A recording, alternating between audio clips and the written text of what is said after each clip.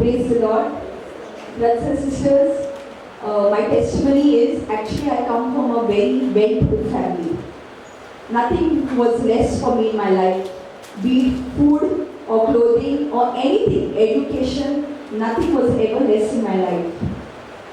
And my family meaning my mother, used to go for a lot of retreats. And along with her, I used to go for retreats. One fine day, she, her sister and her friend, Zadin auntie, we had decided to come for pastor's retreat. And every time I was like, no, I don't want to come. One fine day, to make her happy, I said I will come. That day when I came for retreat, when I entered the hall, one thing I said to her, this is the first time and the last time I'm going to enter this place. I'm not interested, and just to make her happy, I'm coming here. So brother that time used to do his retreats in that old small hall which is next to Domino's. It was a small hall and I was sitting on the second last bench. Behind me was my mom. So we were all sitting together. And brother started the retreat and the retreat was going on. It was time for healing deliverance. Brother started pointing out to me, you come in front. I knew that hand was pointing out to me, but I said, I'm not going to go. I will not go means I will not go. The people that were sitting behind me, they thought brother was calling them, so they started going in front. Brother said, not you, you come. People side of me started going in front. They said, not this person also. Then he told his team member, get her in front. And then I was brought in front forcefully. And then, from that moment, brother told me everything. What God wants to do with me. What God actually wants from me. How God wants to raise me up. From that time, I was like, okay, I heard everything. Became a bit emotional. Went back home. Then afterwards, brother gave a call because one of his team members knew my mom. He said, I can see her playing the keyboard. Call her to play for the ministry.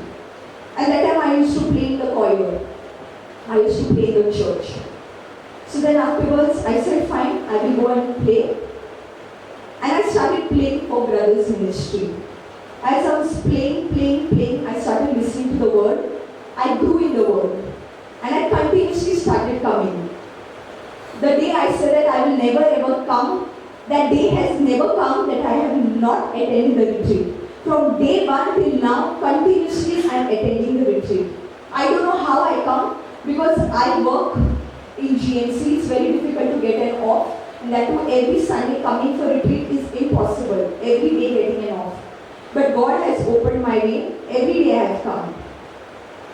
Another thing is, as I started growing, I gave my life to Jesus. I took water baptism. And after that, as I started growing as a person. Before that, before I could give my life to God, everybody considered me useless and good for nothing. Really, brothers and sisters, because I was not that smart.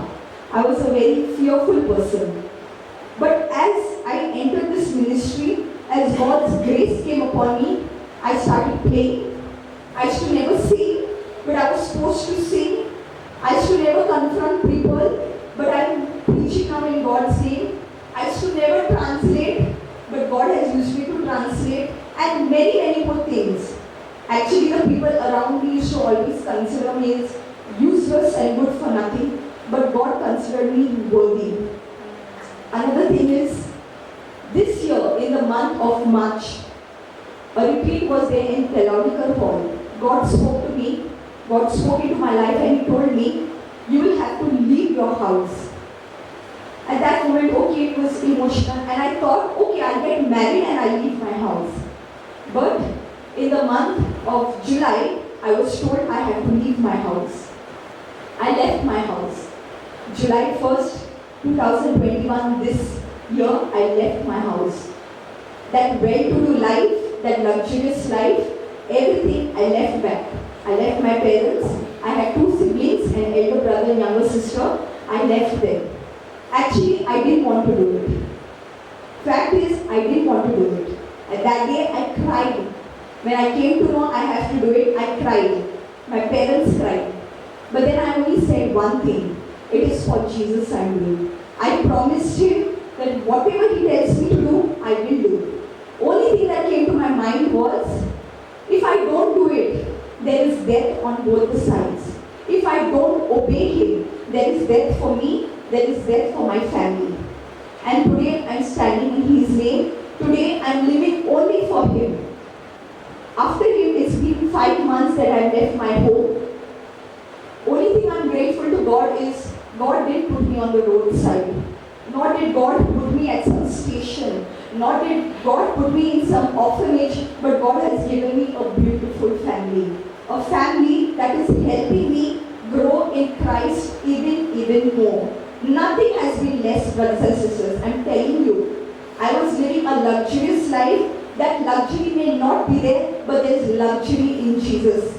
Every time I was lonely, in this 5 months, it has been 5 months, I won't lie that I have not been lonely or have never cried, or there are times that I have felt that nobody is around me. It has.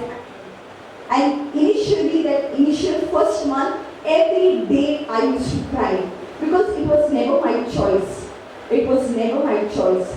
But the only person first, that was Jesus. Second was brother, that always he came to know what was happening through me. When I was alone, he used to make me understand in the word what God wants to do with me, how God wants to rise me up, what God wants to put into my hands. And he has given me a beautiful family. I am alone. Every time I feel that there is nothing, there is no support. I am not even married, but I left my home.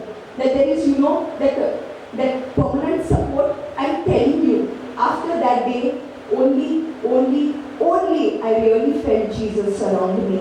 Every moment, every second, I was alone in my decisions, in my plans. Every time I felt I'm alone, lonely, Jesus was there embracing me. Jesus was there taking care of me. I know my mom, she's very emotional. And she is emotional, but I'm just telling her, be strong. Your daughter is doing everything for Christ. And the only thing I want is so that my father can come to Christ. I want my father to come to Christ. My only prayer, this thing, the journey that I started, I don't want anything. I don't want any luxury. I don't want a good, nothing I want. I just want my dad to come to Christ. And I will not leave Jesus. If you are stubborn, your daughter is even more stubborn. I will not leave Jesus. And I'll prove it to you. I will prove it to my brother. I'll prove it to my sister. And all the relatives that think that what kind of a girl she is. She has left her house. That I'm telling you, I will prove it to you what Jesus can do in my life. And in everybody's life.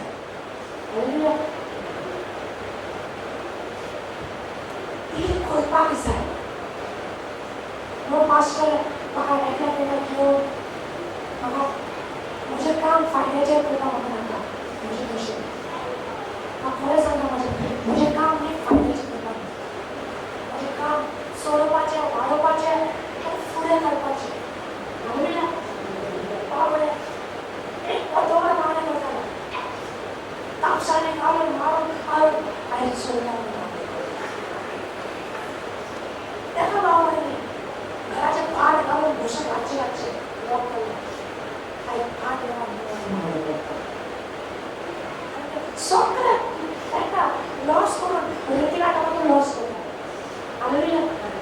Kung bawa mo na,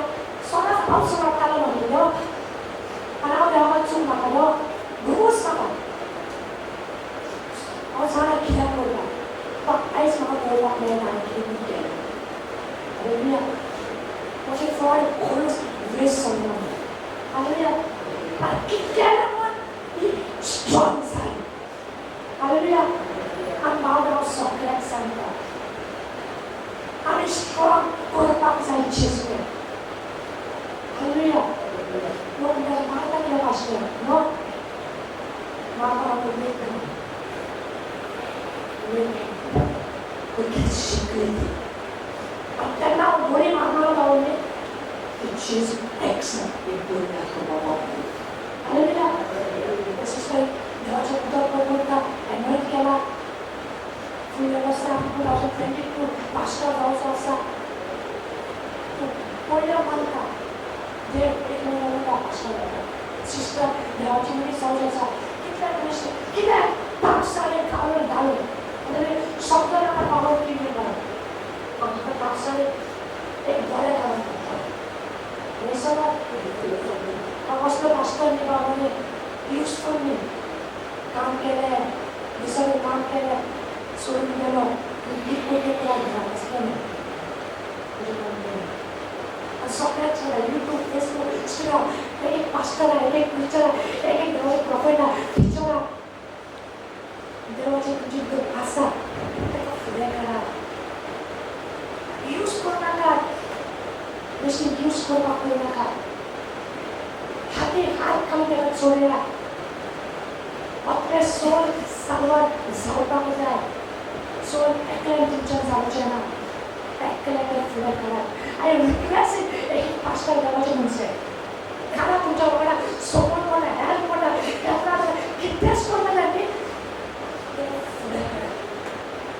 एक समाधा खरा प्रेम करते हैं समाधा भावा काम के duty बहुत तेरा use करना चाहिए समाधा मुझे फर्स्ट चाहिए मांगने को चाहिए शिको चाहिए हालेलुया ये सुनने को बात करो तो कैसा सुनने pray strong what I'm strong for you I'm strong